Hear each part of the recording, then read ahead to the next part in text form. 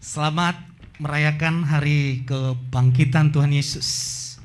Masih banyak hari ini orang Kristen, bahkan dominan ya, paling banyak itu merayakan Paskah. Tapi tidak jadi masalah, karena kalau selalu dirayakan Paskah itu jauh lebih baik. Setiap hari Paskah mengingat kematian, pengorbanan Yesus, itu jauh lebih baik. Karena Paskah itu sebenarnya bukan hari kebangkitan, tapi hari di mana pertukaran itu terjadi. Kematian itu seharusnya dimatikan, dibinasakan, tapi diluputkan, Passover, dilewatkan. Katakan amin. Yang tidak boleh itu saudara mengirimkan gambar dan kata-katanya itu selamat Paskah, tapi gambarnya telur. Wah, ini penghinaan bagi Yesus Kristus, itu asli. Betul, itu tidak boleh. Masa karya Yesus digambarkan dengan telur? Wah, lebih baik saudara mengucapkannya kasih gambar salib Yesus. Atau lebih mantap lagi, kubur yang kosong. Kata-katanya selamat Paskah. Jadi tidak ada hubungannya Paskah dengan telur. Sama dengan Natal. Saudara mengucapkan Natal, tapi dikasih gambar. Kasih gambar Santa Claus. Tidak ada hubungannya Santa Claus. Itu cara-cara iblis untuk menghilangkan makna yang sesungguhnya. Kalau makna yang sesungguhnya, maka perayaan yang kita rayakan tidak ada bedanya dengan perayaan duniawi. Karena makna yang sesungguhnya sudah hilang. Jadi Paskah itu adalah tentang karya Yesus. Jadi tidak ada hubungannya dengan telur ya. Bukan berarti saya anti telur. Karena makanan kita setiap minggu juga sering di sini menunya telur. Jadi tidak ada hubungannya telur dengan Paskah. Hanya saja saya lihat dulu kan sering. Kalau Paskah selalu cari telur. Ada apa dengan telur? Dan kemarin juga di Paskah kita menunya. Wah, kenyang sudah. Karena memang itu makanan high class sama. Jadi orang yang paling bawah, orang yang paling atas, menu telur itu adalah spesial. Saking spesialnya dibawa ke Paskah. Ini yang repot. Biarlah telur cukup untuk dimakan. Tidak ada hubungannya dengan karya salib Yesus. Katakan amin. Kasih salam kiri kanan dari jauh. Selamat Paskah atau selamat kebangkitan. Kita lihat sejenak ke belakang di Yohanes 19 ayat 19. Sama-sama kita baca. 1, 2, 3.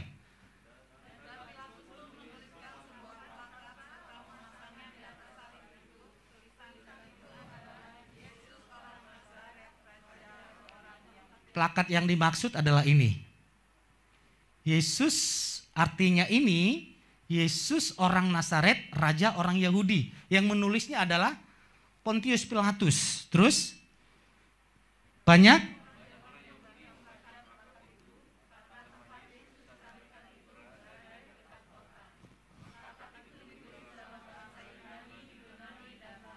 ada 3 bahasa. Bahasa Ibrani, Yunani, dan Latin. Saudara tahu tujuan Pontius Pilatus membuat plakat itu adalah sebenarnya untuk menghina, mengejek. Dikatakan di sana, dialah Yesus orang Nazaret, raja orang Yahudi. Kok raja mati seperti itu? Kok raja mati ditelanjangi? Kok raja mati diludah, dihina, difitnah? Sebagaimana layaknya penjahat, teroris dihukum mati. Kenapa raja dihukum sedemikian? Jadi ini adalah ejekan Pontius Pilatus kepada Yesus dan orang-orang Yahudi. Sehingga para imam berkata, janganlah tulis demikian. Tulislah seperti ini, kata imam. Dia berkata. Jadi bukan pernyataan, dia berkata. Aku adalah raja orang Yahudi. Tapi Pontius berkata, apa yang sudah aku tulis, biarlah tertulis untuk selamanya. Tapi ada hal yang sangat menarik yang membuat mata saya tercengang melihat dari ketiga tulisan ini. Tulisan Ibrani, Yunani, dan Latin. Lihat tulisan Latin ini.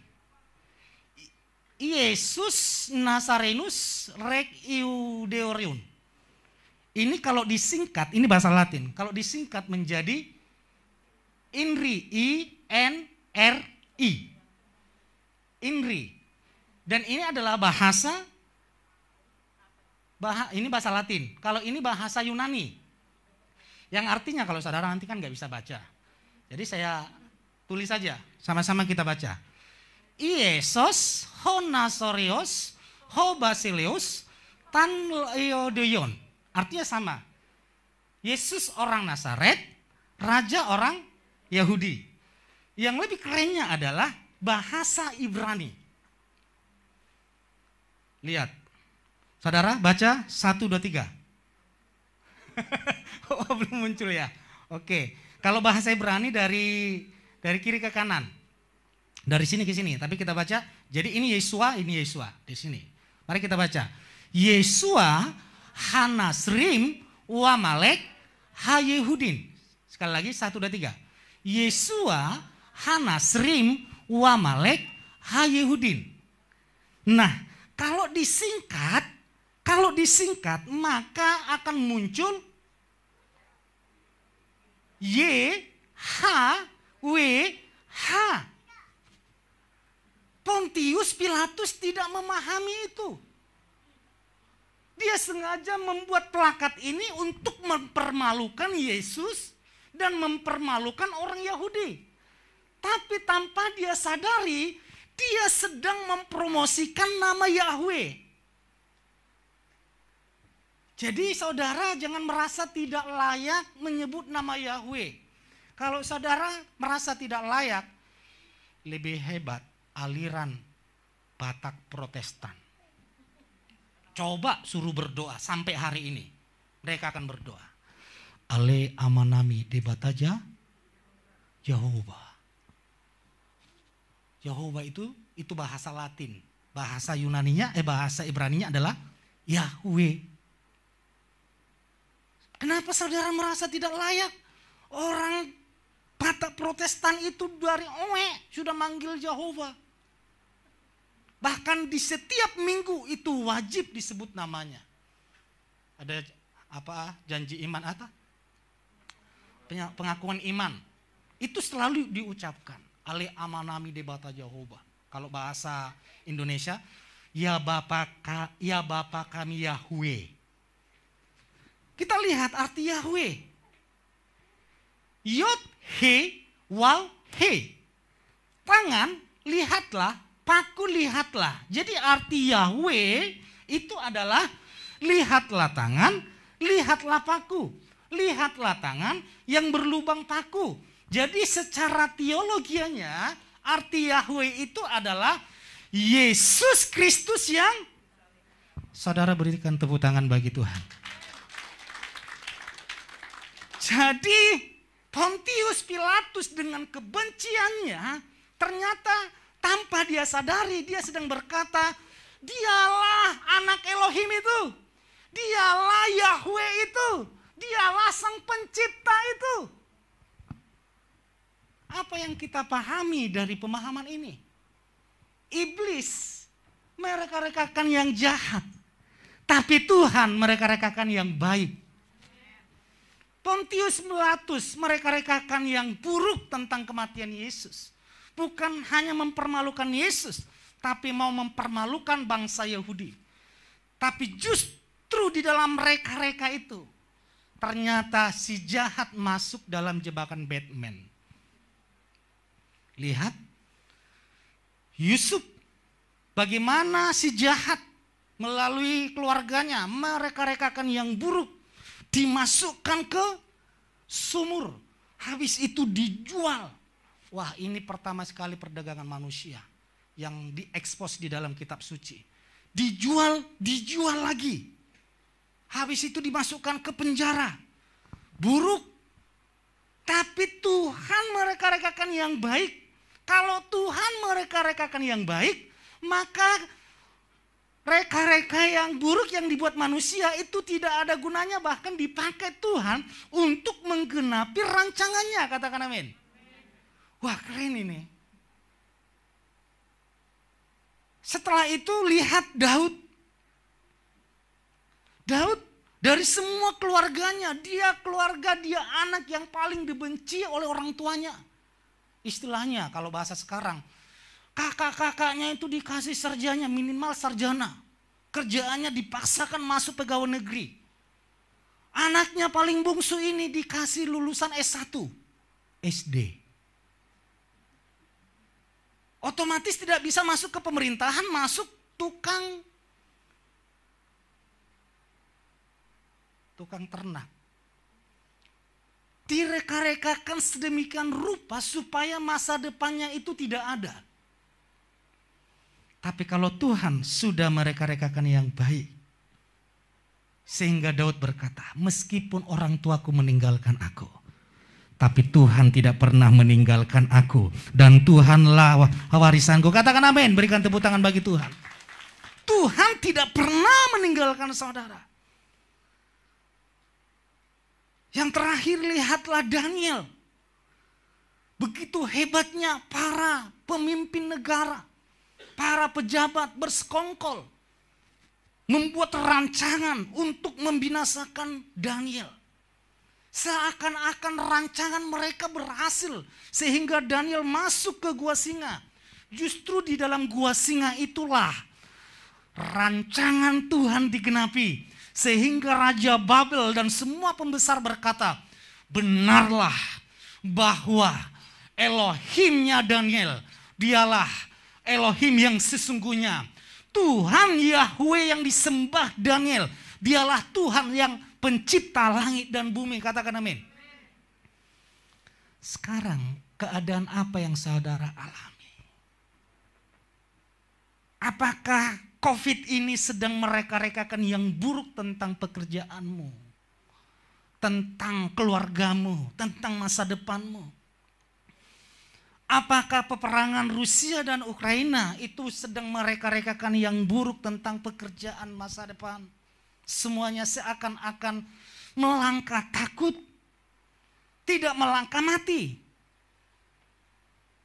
Dono Kasino Indro katakan maju kena, mundur kena, apalagi berhenti. Kena semuanya. Tapi Tuhan berkata, semua manusia boleh merancangkan, tapi rancangan Tuhanlah yang tergenapi. Katakan amin. Oleh sebab itu pastikan masa depan saudara, pekerjaan kita, pelayanan kita itu berada dalam rancangan Tuhan. Itu dalam karyanya Tuhan. Kalau Anda dalam rancangan berada dalam karya Tuhan, surga yang handle semua. Katakan amin. Tuhan yang support saudara. Bukan kita lagi yang mengemis seakan-akan berat, tidak. Tapi surga yang membackup kita semuanya. Karena apa? Karena pekerjaan kita, keluarga kita, pelayanan kita, semuanya dalam karyanya Tuhan. Dan kalau semua sudah dalam karya Tuhan, tidak ada cerita gagal. Semua pasti berhasil. Yang percaya tepuk tangan bagi Tuhan kita. Haleluya. Yang terakhir, mari kita baca 1, 2, 3.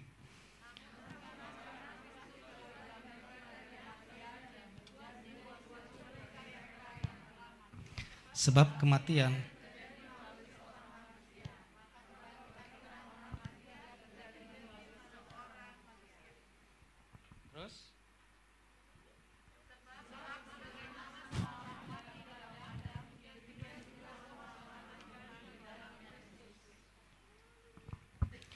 dikatakan kalau semua orang mati karena Adam.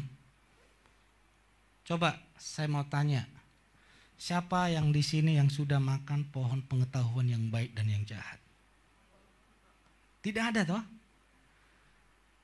Itu tulang Adam yang makan itu. Opung Adam, apalagi? Semuanya lah, koko Adam kah? Kalau orang Sunda bilang AA Adam. Kalau dulu waktu kami pacaran gitu, istri saya panggil AA gitu. Kayak orang belajar huruf AA. Saya panggil lah Teteh gitu. Kan panggilannya seperti itu. Agak unik, memang belajar bahasa itu unik. Dulu waktu istri saya manggil anak saya budak itu saya nggak terima. Budak satu ini katanya. Ternyata orang Sunda manggil anak ya budak. Ya dah? Budak. Jadi kalau ada orang Roma gitu, perwira Roma, ada budaknya yang sakit, itu bukan budak sungguhan. Itu bahasa itu benar-benar di ayat yang lain itu anaknya. Karena itu dia rela pergi jauh-jauh mencari Yesus. Saya ngomong ke istri, jangan panggil budak lah. Terus panggil apa yang bagus gitu, terus panggil apa? Pembantu gitu aja. Sama aja, panggil anak aja. Kita orang Batak kok panggil anak yang enak-enak aja didengar. Gara-gara Adam, maka semua manusia binasa. Itu adil? Adil. Nah, kalau gara-gara Yesus, semua manusia yang percaya kepada Yesus diselamatkan, itu adil? Adil. Kalau satu orang maut menjalar dan satu orang pun yaitu Kristus anugerah menjalar, itu tersebar kemana-mana. Katakan amin. Sehingga Yesus bangkit, dengan kebangkitan Yesus itu mengalahkan maut, itu musuh yang terakhir. Katakan musuh yang terakhir. Pak, masih ada musuh. Siapa yang musuh kita lagi? Musuh yang terakhir adalah kematian. Karena siapapun yang boleh disebut di dunia ini pasti kalah dengan kematian. Siapa yang paling hebat? Siapa yang paling kaya? Siapa yang paling hebat menjaga kesehatannya? Pasti kalau berhadapan dengan kematian dia takluk. Musuh yang terakhir adalah kematian. Artinya bagaimanapun cara mati orang percaya, suatu hari nanti kita semua pasti dibangkitkan. Katakan amin. Jadi tidak ada lagi yang hilang. Pak, saya dirampas, saya diperas, bahkan keluargaku ada yang dibunuh. Bahkan yang kemarin yang paling heboh, satu rumah 5 orang ya. Suami istri, putri 2, anak 1. 5 ya, itu dipanggang hidup-hidup di satu rumah. Wah, itu mengerikan. Tapi nanti hari kebangkitan, tidak ada yang mau dituntut kepada Tuhan. Karena apa? Semua sudah dibangkitkan lengkap dengan anggotanya, dengan keluarganya. Karena itu musuh yang terakhir, bukankah antikris? Siapapun yang dibunuh oleh antikris, pada akhirnya orang percaya juga akan dibangkitkan. Ini adalah musuh yang terakhir. Seandainya Yesus tidak dibangkitkan, maka sia-sialah perayaan Paskah kita Jumat kemarin. Karena apa? Karena kita mati tidak bangkit-bangkit. Tujuan kita percaya kepada Yesus Kristus adalah untuk hidup selamanya bersama Yesus. Katakan amin. Karena hidup di dunia ini hanya sementara saja. Lihat saudara, semua yang mati dalam Yesus dibangkitkan. Ini nanti bicara kebangkitan yang akan datang. Tapi sekarang saudara percaya, apa yang sedang mati di dalam hidupmu? Apakah karir yang sedang menuju kematian? Apakah pekerjaan yang menuju kematian? Apakah kesehatan itu sudah mulai merosot? Kemarin ada kesaksian pastor. Waktu pastor khotbah, selesai ibadah, ada salah satu dari diaken ngomong seperti ini. Sementara firman disampaikan, kesaksian lengannya sakit. Gitu. Saya juga sudah 3-4 bulan dengan saya sakit. Lalu ada iman. Lalu saya angkat tangan saya gerakkan dalam nama Yesus. Gitu. Sekarang pastor saya sudah bisa seperti ini. Dan seketika itu mujizat terjadi. Berikan tepuk tangan bagi Tuhan. Haleluya. Saudara, waktu firman disampaikan, adakah iman yang sedang bergelora di dalam hatimu? Sehingga engkau dapat berkata, dalam nama Yesus, karirku dihidupkan. Karirku dibangkitkan. Yang sudah mulai mulai turun dalam nama Tuhan Yesus. Ini momen yang sangat dipercayai. Karirku bangkit, ekonomiku bangkit, keluargaku bangkit, kesehatanku bangkit, anak-anakku bangkit, seluruh kehidupanku bangkit. Katakan amin. Saudara, tepuk tangan bagi Tuhan yang lebih meriah. Bangkit. Waktu Yesus berkata kepada Marta, percayalah, walaupun orang yang sudah mati, kalau dia percaya kepada aku, walaupun dia mati, dia pasti hidup. Tapi Marta berkata, ya Tuhan, aku percaya. Lalu dikatakan lagi, Marta berkata, ya Tuhan, aku percaya.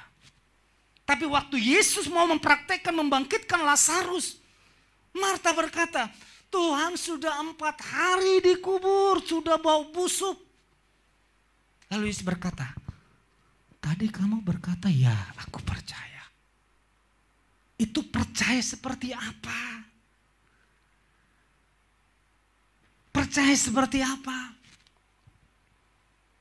Arti percaya itu izinkan Yesus melakukan yang terdahsyat di dalam hidup saudara. Di mana saudara dan saya tidak dapat lagi melakukannya. Tapi Yesus mampu melakukannya, katakan amin. Percaya di dalam nama Yesus. Apa yang sudah mati di dalam hidupmu dibangkitkan. Pekerjaanmu dibangkitkan. Ekonomimu dibangkitkan. Kesehatanmu yang hari-hari ini bahkan sudah bertahun-tahun, bahkan puluhan tahun tidak sembuh-sembuh, di dalam nama Yesus dibangkitkan. Paulus berkata, yang ku kehendaki adalah mengenal dia dan kuasa kebangkitannya. Kuasa kebangkitannya menaklukkan semuanya. Saudara bergairah mendengar kabar tentang kuasa kebangkitan Yesus. Itu yang membawa perubahan. Itu yang membedakan saudara dengan agama yang lain. Bahkan dengan Kristen yang lain. Karena apa? Saudara bukan berstatus Kristen saja. Tapi saudara adalah Kristen yang mempunyai hubungan. Hubungan artinya mempercayai Yesus total. Katakan amin. Kalau anak saya pergi, anak saya minta, Pah beli ini, Pah beli ini. Kalau anak saya sudah minta terus beli ini. Cuman satu aja yang saya katakan ke anak saya.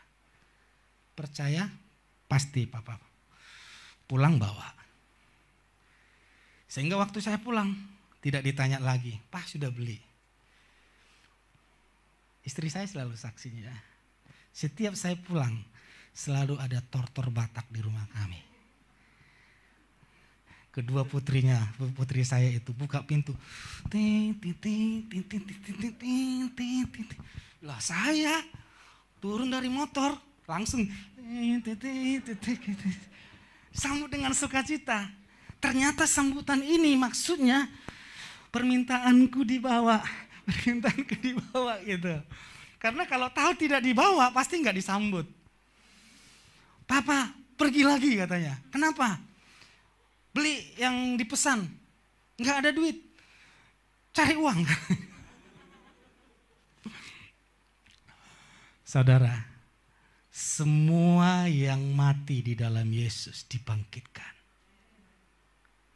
Sekali lagi, apa yang sedang menuju kematian di dalam hidup saudara. Dan ayat selanjutnya, sama-sama kita baca, 1, 2, 3. Jika secara manusia,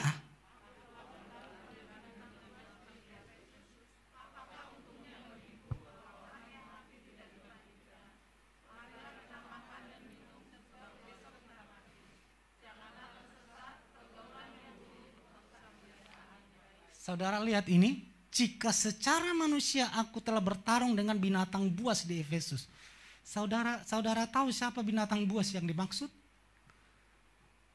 Para pengkhotbah atau para pendeta-pendeta pengajar sesat yang tidak mempercayai adanya kebangkitan. Paulus menggambarkan mereka adalah binatang buas yang siap mencabik-cabik jemaat itu. Oleh karena itulah Paulus berkata, jangan tersesat pergaulan yang buruk merusak kebiasaan yang baik. Selama ini konsep kita adalah pergaulan yang buruk itu bergaul. Ternyata ini pergaulan yang buruk itu berbicara tentang bergaul dengan pengajar sesat. Suka dengar khotbah-khotbah yang selalu menghakimi, menghina pengajaran Kristen. Sehingga karena cara berpikirnya sudah disesatkan, maka kebiasaan baik itu akan menjadi buruk. Kemarin waktu demo, saudara dapat kabar tentang adik siapa? Adik Armando. Saudara dari sini mengikuti, kelihatan kalau dari sini pasti taunya cuman kitab suci. Suka berdoa. Kalau Pak Aris kemarin, Pastor, udah jam berapa itu ya WhatsAppan? Jam 12 malam. Sudah dulu ya Pastor, naik kami mau worship 1 jam ke depan. Wih, ini oh iya dalam hati saya. Dia kan gembala juga di sana. Hampir saya bilang, wah saya gembala kalah. Udah jam 12 malam mau worship bersama istrinya 1 jam ke depan katanya. Jam 12 malam itu. Istri saya sudah worship sendiri ya itu. Itu bahasa rohnya dalam itu. Ngorak maksudnya. Jadi kalau ada teriak, darahnya halal, pukul. Tidak salah mereka.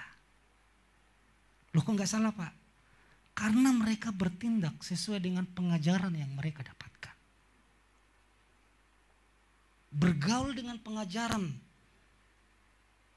akan menentukan kebiasaan kita. Karena selama ini kita bergaul dengan pengajaran anugerah, maka kebiasaan kita itu tentang anugerah. Tidak menghakimi lagi. Tidak menghukum lagi. Tidak mempersalahkan satu dengan yang lain. Oleh sebab itu saudara, berhati-hati mendengarkan khotbah di medsos, apalagi kalau ada hamba Tuhan yang menyesatkan hamba Tuhan yang lain, udah tinggalkan itu. Sesat dari nenek moyang kita, doktrin itu sudah selalu bertentangan. Yang kita butuhkan adalah menghargai satu dengan yang lain. Kita menghargai aliran Protestan. Kita boleh radikal di gereja kita, seperti saya radikal. Paskah itu hari Jumat bukan Minggu. Itu di gereja kita karena untuk konsumsi keluarga sendiri. Tapi kalau sudah di medsos, yang tidak percaya Paskah hari Jumat tidak akan masuk surga. Wah, ini repot ini. Ini repot ini. Saudara, tentukan komunitas yang membuat kita terus bertumbuh di dalam pengenalan akan Kristus yang benar. Seperti Rasul Paulus berkata, yang ku kehendaki mengenal Dia dan kuasa kebangkitannya. Katakan amin. Biarlah yang dikehendaki jemaat YS Jakarta semakin mengenal Kristus, semakin mengenal Kristus. Katakan amin. Ayat terakhir kita baca 1, 3. Karena itu saudara-saudaraku yang terkasih, jadilah teguh, jangan goyah. Bersemangatlah dalam, karena kamu tahu bahwa lebih dahsyat lagi. Nanti terakhir tepuk tangan bagi Tuhan. 1, 2, 3. Karena itu saudara-saudaraku yang terkasih, jadilah teguh, jangan goyah. Bersemangatlah selalu dalam pekerjaan Tuhan. Karena kamu tahu jerih lelahmu. Tepuk tangan bagi Tuhan. Pemain musik boleh maju ke depan. Bergaul dengan orang yang bersemangat dalam pekerjaan Tuhan akan melahirkan karya Tuhan di sana. Katakan amin. Bergaullah jangan bergaul dengan orang-orang yang suka mengkritiki pekerjaan Tuhan. Jangan bergaul dengan orang-orang yang membuat saudara menjauh dari pekerjaan Tuhan. Tapi bergaullah dengan orang-orang yang berapi-api di dalam pekerjaan Tuhan.